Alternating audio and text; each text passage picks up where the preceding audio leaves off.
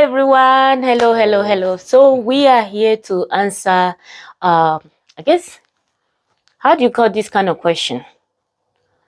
You know how somebody gives you a question and you want to present it and you're like, how do I present this question? Because of propriety, you want to, present it in a proper way. But anyway, let's get right into it. So we traveled, do I need to call the city? Not really. Okay. Anyway, so we traveled out of town, and while we were there doing some work, a woman, thank God for her life, she called me to the side to discuss with me, and she was asking me a question. And I was wondering, I'm like, why did she pull me to the side? What have I done wrong? I'm like, oh my goodness, I've done wrong. I've done something wrong. Now somebody's about to criticize me. Okay, Joy, just be ready to take it. And I was like, oh my goodness, there we go again. So we went to this side, and she gently, kindly asked me about intimacy. She wants to know what kind of intimacy is proper.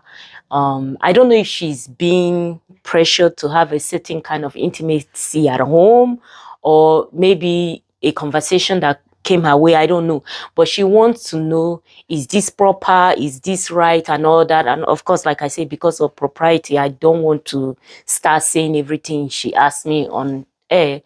But yeah, so I just want us to kind of touch on it generally. The issue of intimacy. Right there, I told her, I say, hey, anything that comes from pornography. Number one is like, what business does a Christian have watching pornography? But we were saved from something. Exactly. We were saved from something. Some people were saved from alcohol. Some people were saved from pornography. Some people were saved from whatever it is, because nobody was perfect. When Jesus came into our lives, we were all into something or another. If yours is not pornography, it's something else. So when this saved person is now in a proper relationship, in a marriage relationship, and they want to be intimate, and let's say their background was saved from pornography, and now they want to pressure their partner to do certain things, and their partner is like, I don't know if this is right or if this is proper. So my answer to her was that, hey, anything that comes from pornography, a lot of things in pornography, they are meant for entertainment, and I don't think it's proper or wise to practice that at home. But hey, I don't want to get into anybody's personal space, because I was kind of shocked when I got that question, and I had to tread carefully to answer it. So I just want you to share your perspective, as a man. But for me, I was like, you want to be careful, because anything that comes from that video is meant for a certain kind of entertainment, not a good entertainment at all. The people that are acting, all those things, they are not even natural. A lot of things in it is not natural. So you don't really want to you should not bring that into your home, So can you? So it's a sensitive and delicate topic to discuss, but the truth about it is that our world today, the pornography has infiltrated our whole society, and we have people who didn't have proper sex education at home, because it should start with the parents, talking to their sons and their daughters about sex and African parents. what is proper.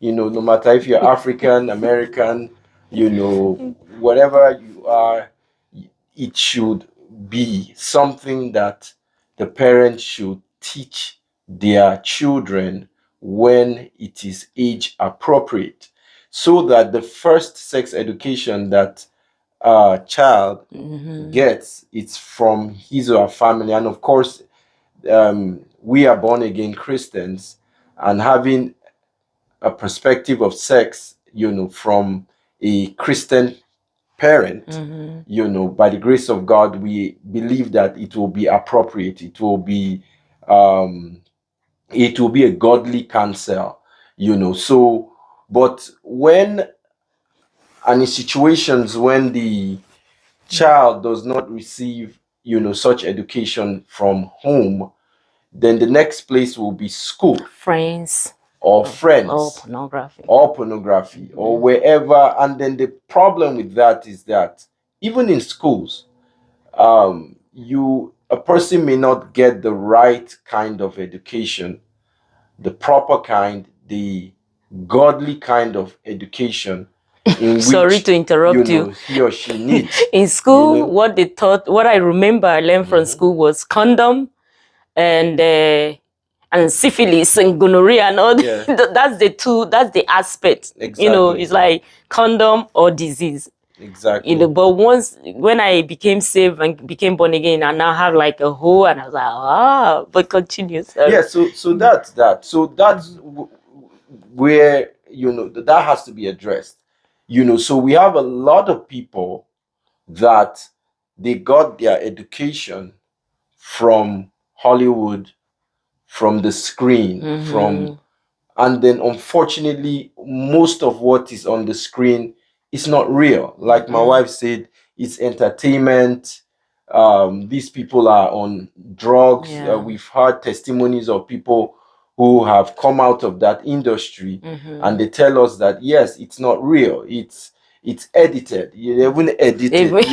They edit it. It's not a stretch. It's a production. It's a production. It's entertainment. They take a lot of drugs. And if you go there and you want to learn from that and then take it to your home, then you have unrealistic expectations. Because what you are looking at, it's not real. Right.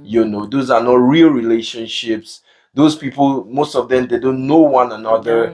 It's like a job. They are being paid, to perform. Exactly. Whatever that is, like, hey, we need you to perform. We need you to do something for the imagination. Something that people imagine. So it's not realistic. It's not. Yeah. And so a lot of people, that's where they're getting their ideas from when it comes to sex. And then they now take it to their homes or to their spouses, and they now have unrealistic expectations. So, but for the Christian, it should not be so, because we are different. We have a different world, a different kingdom. We have a different spirit, and we don't copy the world. The Bible says in Romans chapter 12, verse 2, it says that we should not be conformed to the world. So one of the issues is that, hey, this person, especially somebody that's been exposed to intimacy before marriage, and they have done all the crazy stuff they've seen in pornographic movie, and now they are saved, they are born again, they are married, and it's like, I'm not satisfied at home. I am not happy because whatever it is I used to do when I was out there, I cannot ask my wife to do it, or I cannot ask my husband to do it, or if I tell them to do it, they're like, ugh. So there's this pressure, especially from, it's a woman that approached me and spoke to me and say, hey, what do we say to the guy or to the woman? It's like, this Christian woman is like, I cannot do that. And then the other person is like, well, I'm not satisfied in the area of sex. And open up. Don't try to do, Virgin Mary, I don't know anything, because it will affect your sexuality. That's an anomaly. They tighten up. They can't enjoy intimacy. They don't know what's wrong with them. It is meant to be enjoyed. Do you think that the church need to find a way to present sex without shame? Sometimes it's rape. Exactly. A lot of women were raped at a young age. Exactly. A lot of African women, because I'm not saying other women are not, but knowing where we came from, a lot of that happens, and women have to keep quiet, because when they talk, they are blamed. Exactly. They are you are the reason why you are raped. So a lot of them end up being quiet. Now, when they enter a relationship,